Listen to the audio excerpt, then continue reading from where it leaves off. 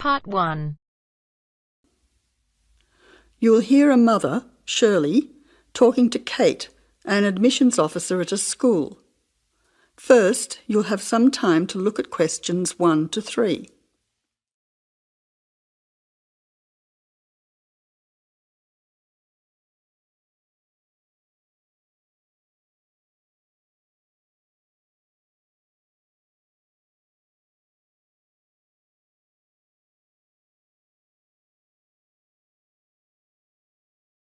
Now listen carefully and answer questions 1 to 3. Good morning. You must be Shirley Peters. My name's Kate. Yes, hello. I'm Shirley Peters. Nice to meet you. You have a 10 o'clock appointment with us. That's right. I'm supposed to go to the admissions office. Is that here? Yes, it is. Please take a seat as I have several forms for you to fill in to enable you to enrol your son at this school. We have a form for your name, address and so on, one for the health of your son, and one for him to choose extra subjects to join in. Thank you. Now, firstly, this form is just so we have a record of your son's personal details. Can you fill it in for me? Yes, I'll do that now. Can I just check the details with you? Your son's first name is John. No, that's his middle name after his father, Richard John. My son's name is Colwin. Can you please spell it C-O-L-W-I-N, not C-O-L-W-Y-N, as some people do? Yes, I'll make a note of that. And how old is Colwin? I've put down that he's entering year 6, so therefore he's 11 years old, turning 12 this year. So at the moment, he's 11. Yes, correct. You now have some time to look at questions 4 to 10.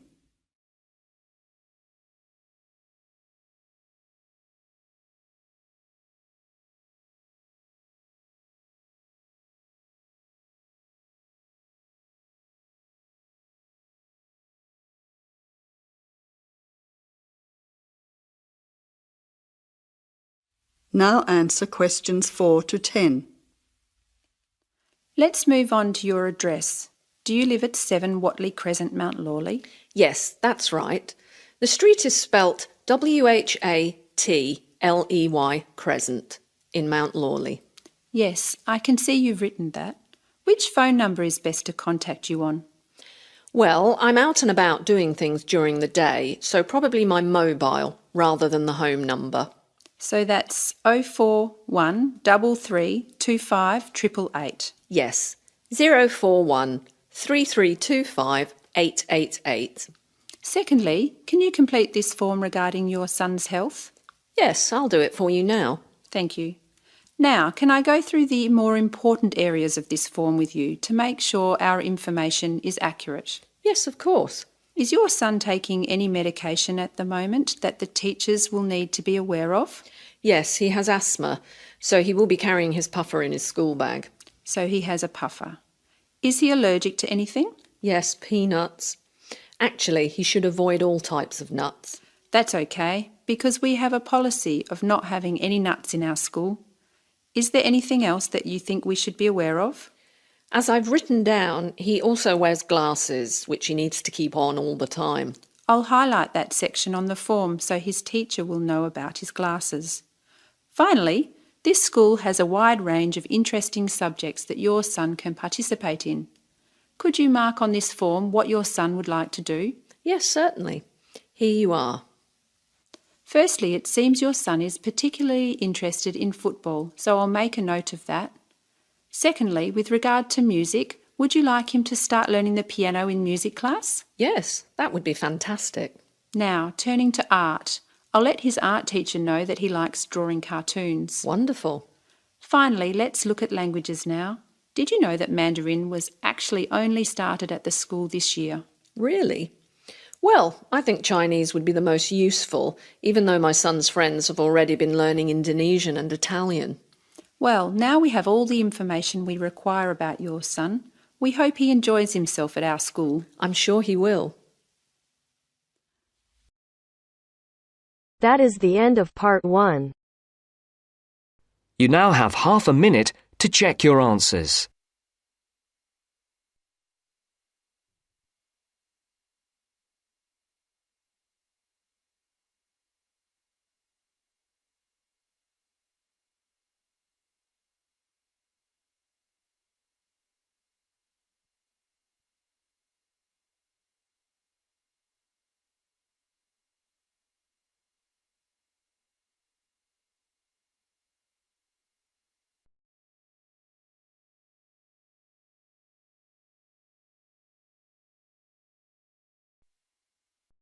Now turns to Part 2. Part 2.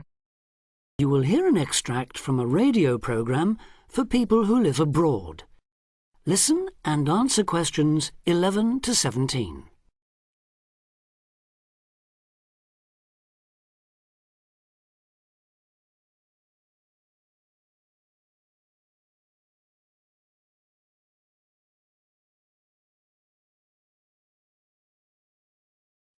Listen and answer questions 11 to 17.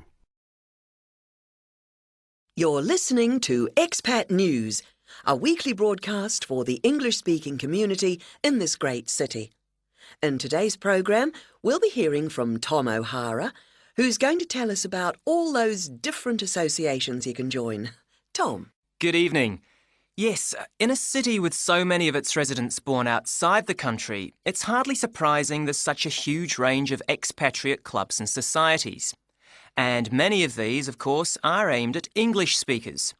So, first and perhaps most obviously, we have the sports clubs, which in some cases field teams in things like rugby and tennis that compete against clubs in other parts of the country or even abroad. You don't have to play at this level to have fun, though. They can be just a great way to do some exercise and, of course, to get to know other people, especially if you're new in town. The same can be said of the many hobby and interest clubs that have sprung up here. Everything from landscape photography, such as the Viewfinders Club in the Harbour District, or Focus on the Airport Road, to old favourites like stamp collecting. Remember that this country has a long tradition of unusual and perhaps even eccentric societies, so there should be something for everyone. A place where you can meet people of different nationalities with the same social and/or cultural interests as you. For those who may be interested in rather more than just friendship, there's a wide range of lively social clubs. Several singles associations organise dancing of various kinds, while for people in a real hurry, there's speed dating, in which everyone talks to everyone else for just 5 minutes. Then, at the end, they decide which of them they would like to meet again by ticking their names on a list. In complete contrast to these are the many religious associations, reflecting the diversity of faith groups present in this multicultural city. Many of them, of course, have their own places of worship. Perhaps also of interest to those who've come here from other parts of the world are the international and cultural societies. These often provide a meeting place for people from a specific country, China, for instance, and particular ethnic groups, such as Afro-Caribbeans. As in other major cities, we have here local branches of many charities with names familiar around the world. Meetings of human rights organisations like Amnesty International are held regularly in English, as are those of environmental groups such as Greenpeace. All funds raised, by the way, go to the same kinds of good cause as they do in other countries you may have lived in. Inevitably, perhaps, there are also the political clubs, often connected with a particular party and, indeed, a particular country. So we have, for example, a local association of Republicans linked to and campaigning for that party in the US, and Liberal Democrats here doing the same for their party in Britain. Finally, on a lighter note, there's plenty to choose from in the performing arts. Whether you enjoy taking part or just watching and listening, you can take your pick from a whole range of groups. To take just a couple of examples, there's light opera at the Memorial Hall in the city centre, or a very lively amateur theatre company in the Park District. In summer, they give open-air performances of Shakespeare plays, free of charge.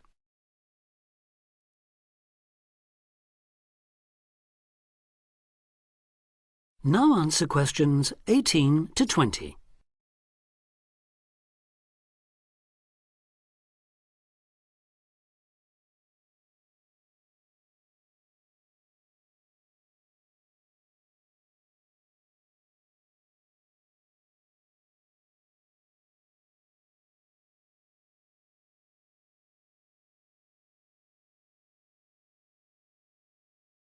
Now answer questions 18 to 20. I should mention at this point that clearly some districts have a higher concentration of English-speaking clubs than others, and that certain parts of town tend to specialise in particular activities. An obvious example would be the number of water sports clubs down near the river. Whatever the number, though, they usually have one thing in common. With the exception of a few associations linked to particular countries and supported by their embassies here, in the vast majority of cases, it is the individual members who fund them, so an entry fee or a subscription will be charged. You may be used to council-subsidised sports centres and the like in your home country, but I'm afraid that's not the case here. Assuming you can afford it then, you can be fairly sure that somewhere out there you'll find a club that caters for your own particular fascination. If it's very important to you and you intend to spend a lot of time on it, it might even determine which district of the city you decide to live in. In the unlikely event that you really can't find such a club, the solution is to try to persuade friends and anyone else you meet of the need for one. You could also use the local small ads on the internet to suggest the idea. You'll be amazed at just how many people share even the strangest interest. Then you can start your own.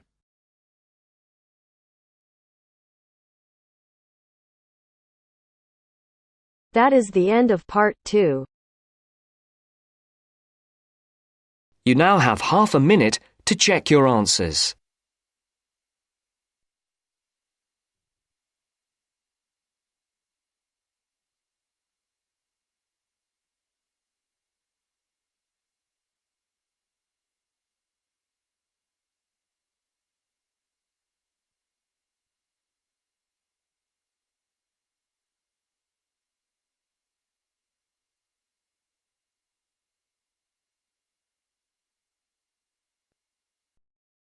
Now turns to part 3. You will hear part of a talk on cultural research.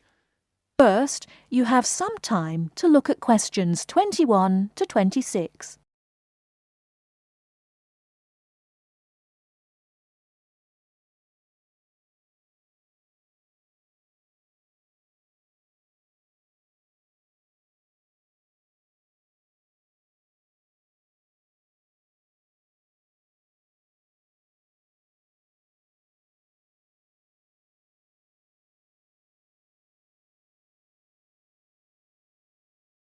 Now listen carefully and answer questions 21 to 26. Having referred briefly to the general definition of culture, I want to move on to an example of cultural research in action, a real example of what researchers into culture are doing. This is a study done in 2004 into the global teenager hypothesis. Now, the global teenager hypothesis states that the values and attitudes of teenagers all over the world have become very similar, that teenagers are part of a global culture, rather than a national or a regional one. This study investigated the subject of materialism in 3 different cultures. It asked if teenagers' attitudes to materialism were similar or different in those 3 different cultures. I'd like to go through the main points of this study because I think it demonstrates the interest and usefulness of this kind of research. The research took a sample of 556 high school students of between 14 and 17 years of age from 3 countries. The 3 countries, being also 3 differing cultures, were China, Japan, and the USA.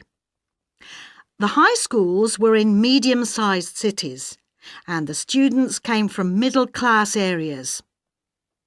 There were 172 respondents from China, 168 from Japan, and 216 from the USA. The students were asked to reply to a questionnaire or survey, which consisted of 7 statements. They were asked to say if they agreed or disagreed with the statements. The questionnaire was filled in during the students' regular class time. I'll give you some examples of the statements in the questionnaire. And, by the way, if you want to look into this in further detail, I've got the reference here. Let me see. Oh yes, it's the International Journal of Consumer Studies, Volume 28, Number 4 of September 2004. The first statement was, "It is really true that money can make you happy." Respondents were asked, as they were asked about all the statements, to give their answer on a scale of 1 to 7.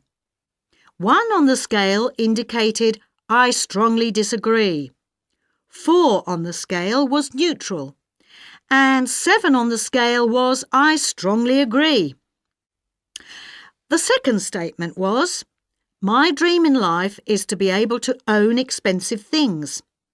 And the fifth was, "Having the right possessions is the most important thing in life."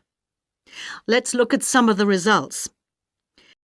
Before you hear the rest of the talk, you have some time to look at questions 27 to 30.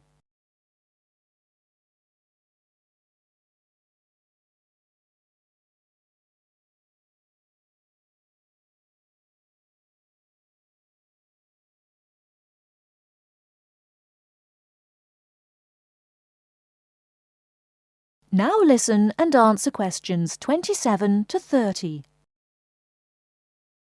I'm sorry. Let's look at some of the results.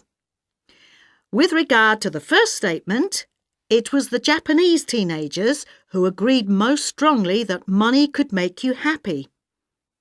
The Americans were second, and the Chinese agreed least. However, regarding one's life dream being to own expensive things, it was American teenagers who agreed most strongly with this, and the Chinese who agreed least. As regards the fifth statement about owning the right things, the Americans agreed less strongly than the other two groups. It was the Chinese who agreed most strongly with this statement. I haven't been able to analyse all aspects of the study in this lecture, but it does suggest that the hypothesis is not supported by the data. It may be that the culture of the USA is more individualistic, whereas the Chinese culture is more collectivist or communitarian. However, it does not seem to support the global teenager hypothesis. As always, this is something on which we need to carry out more research. That is the end of part 3. You now have half a minute to check your answers.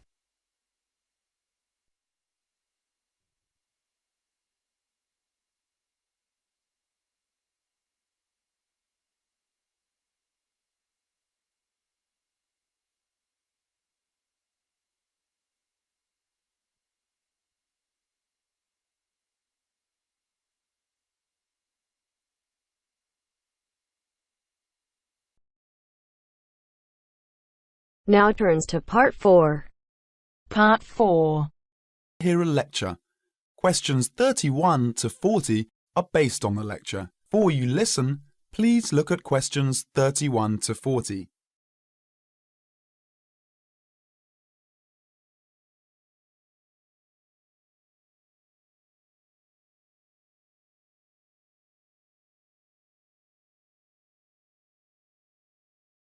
Now listen to the lecture and answer questions 31 to 40.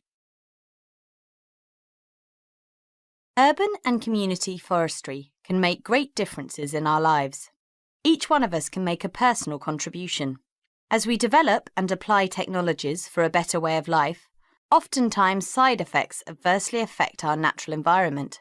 For example, in our urban areas, summer temperatures and noise levels are higher than in surrounding countryside. Air pollution problems are more concentrated, and the landscape is significantly altered, reducing personal health benefits available to us by reducing access to wooded areas and green open spaces. Trees help solve these problems. Now, 75% of us live in cities and towns, and we can act individually to improve our natural environment through planting and care of trees on our own streets, and by supporting community-wide forestry programs. Through technology, we are learning more about trees and how they benefit mankind, and how we can do a better job of planting and caring for these trees that make up our urban forests. Trees are major capital assets in Australia's cities and towns, just as streets, sidewalks, sewers, public buildings and recreational facilities are part of a community's infrastructure. So are publicly owned trees. Trees, and collectively the urban forest, are important assets that require care and maintenance, the same as other public property. Trees are on the job 24 hours every day, working for all of us to improve our environment and quality of life. Without trees, the city is a sterile landscape of concrete, brick, steel and asphalt. Picture your town without trees.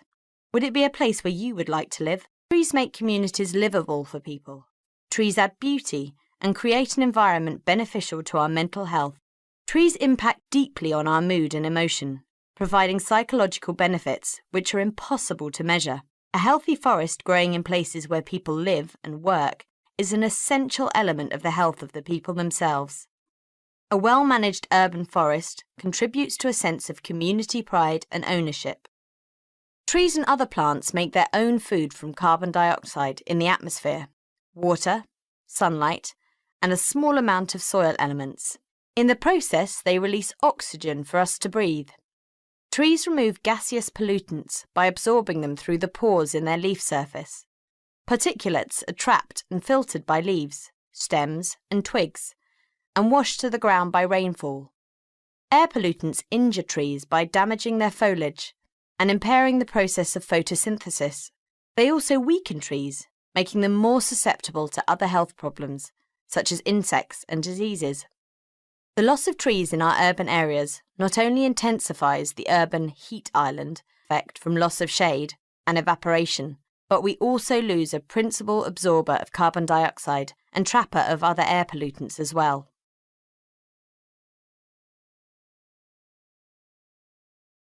That is the end of part 4.